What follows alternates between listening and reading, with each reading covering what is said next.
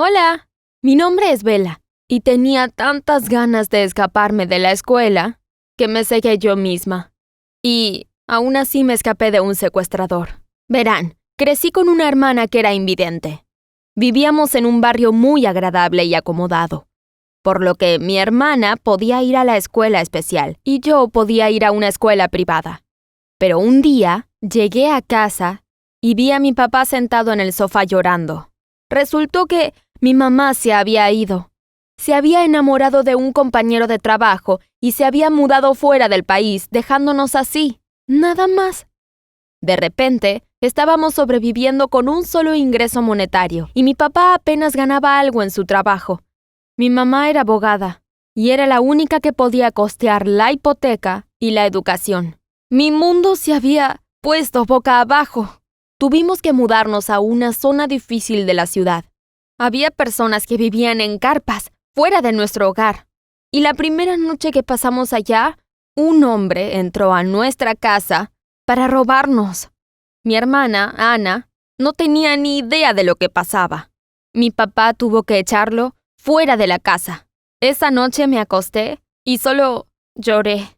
No podía creer que mi vida había tenido un giro de 180 grados. Luego, fue tiempo de empezar la escuela. Ana iba a ser educada en casa por mi papá en las tardes, y yo tendría que ir a la escuela pública en ruinas de nuestro vecindario. Apenas entré, supe que estaba en problemas. Los niños me tiraban papeles y me molestaban desde que llegué. Cuando intenté contarle a un profesor lo que pasaba, me dijo que me sentara y me callara. Era como estar en un planeta diferente. Aún peor, la calefacción apenas funcionaba. Los libros tenían unos 200 años y las sillas se caían a pedazos. En la primera clase del día, yo me senté en una de esas sillas y se rompió. Me la pasé llorando todo el camino a casa. Y cuando llegué, abrí la puerta y vi a mi hermana y a mi padre riéndose mientras él le daba clases. Estaban comiendo galletas y sonriendo. En ese momento, yo me sentí exageradamente celosa de mi hermana. Pero todo empeoró a medida que los días pasaban. En la escuela iba a llorar al baño durante toda la clase.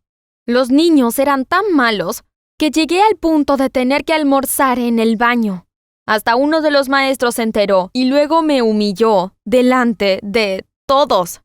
Ese día fui a casa y le rogué a mi papá que me educara en casa. Me dijo que tenía demasiado en qué pensar como para hacer de niñera, solo porque yo no podía tolerar la escuela. Estaba absolutamente destruida.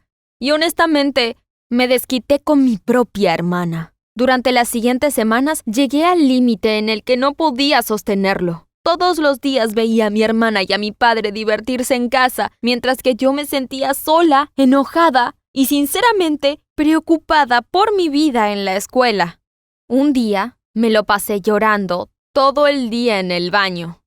Si tan solo tuviera que quedarme en casa, si tan solo yo fuera como mi hermana. No puedo entrar en detalles porque, sinceramente, todavía me asusta y avergüenza lo que hice después. Quería escapar tan desesperadamente que estaba dispuesta a arriesgarlo todo. Me escondí en el baño y respiré profundo.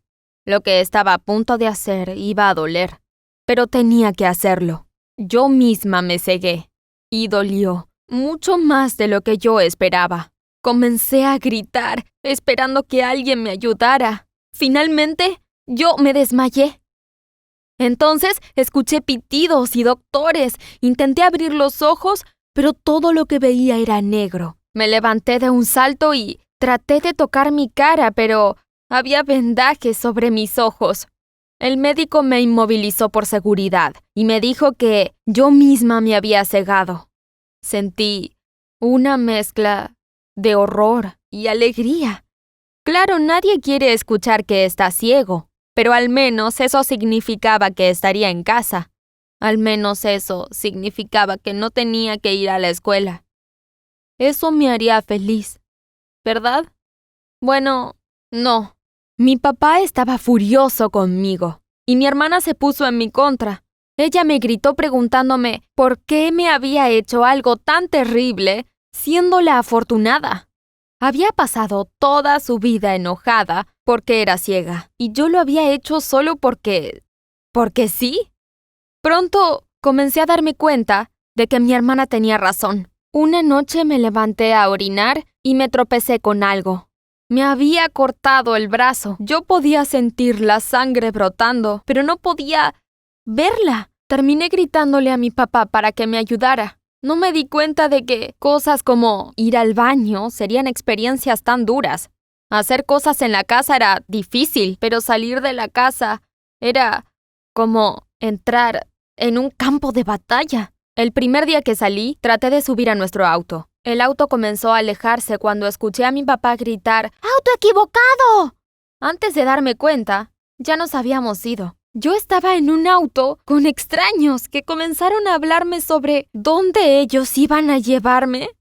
Sentí escalofríos en la espalda. No podía ver para poder defenderme.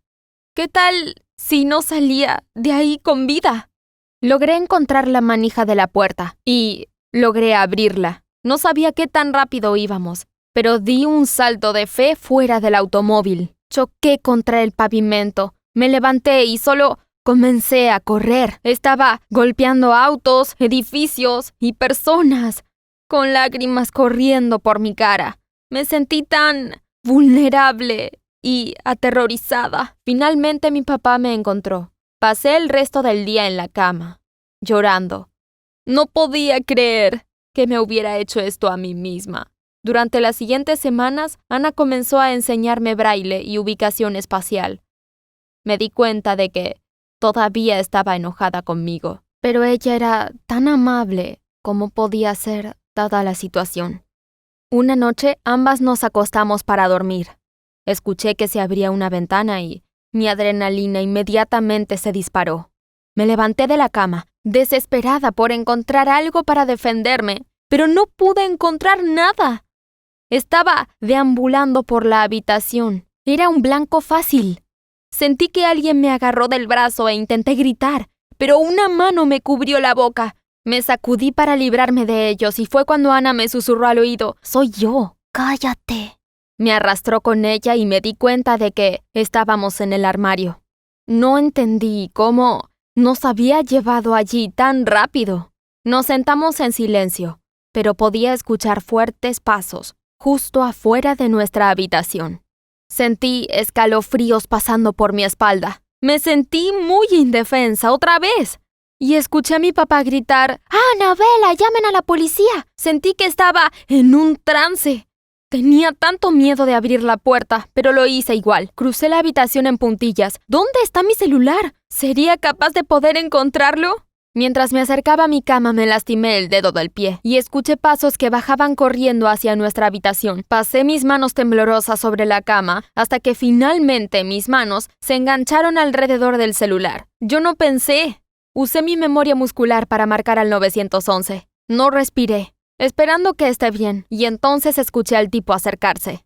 Yo no tuve tiempo de volver al armario, así que me tiré al suelo y rodé debajo de la cama. Me presioné contra la pared para asegurarme de que no fuera visible. La policía respondió y yo les susurré mi dirección. Podía sentir los pasos del tipo junto a mí. ¿Me estaba mirando? ¿Me estaba apuntando con su arma? Sentía como si estuviera por vomitar. Pero cuando me di cuenta, los pasos estaban alejando. Escuché que la policía llegó y el alivio inundó mi cuerpo. El ladrón había atado a mi papá, pero él estaba bien. Después de esta horrible experiencia, me tomó unos días calmarme y reflexionar sobre todo lo que había pasado. Lo primero que hice fue disculparme con mi hermana. Me di cuenta lo irrespetuoso que fue haberme hecho esto.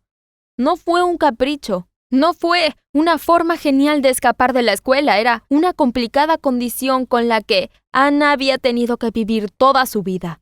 Ella me abrazó y me agradeció por haberme disculpado. Lamento lo que hice y ahora sé que es importante no tomar decisiones drásticas y dolorosas aunque estemos asustados o enojados.